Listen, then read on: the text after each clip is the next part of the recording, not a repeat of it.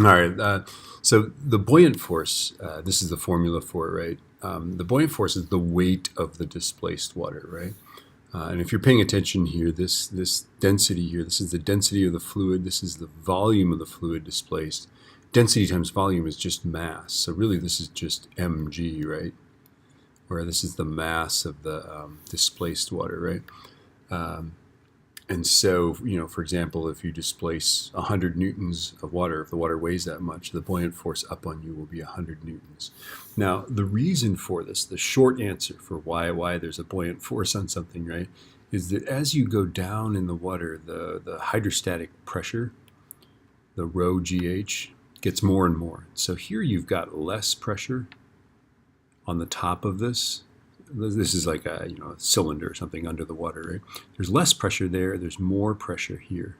So it's kind of like an airplane wing, right? Only it's totally different. But since there's more pressure down here, this force is bigger than this force, right? Now, how that suddenly becomes the weight of the water, I can actually explain that, right? Okay, so the buoyant force ultimately is going to be this force 2 minus force 1, right? Okay. Well, force 2 is going to be pressure 2 times the area of the bottom of this thing. So if we can imagine this top of that thing has some area A, right? So pressure 2 times area minus pressure 1 times the area, right? And this is, I'm using the formula, what pressure is force. Force over area, right? So force is just pressure times area, right? And then ultimately this becomes rho GH2 times A2 minus rho GH1 times area. Oh, sorry, the area is just one area, right? Okay. So this is pressure times area. And then ultimately this becomes rho G, and then it's times the H2 minus H1 times that area, right? I'm just, what am I doing? Because I'm factoring out the rho G in the area, right? Okay, and then H2 minus H1 is just the, whatever this, I'll call this L, the height of this cylinder, right?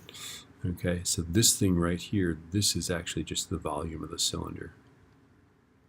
Right? The volume of a cylinder is just the area of the top times its height, right? And the height is really this, right? Which is confusing because we use H to be the depth under there, right? But this is just our volume. So we end up with rho G times the volume, right? Which is, there it is, right? Okay.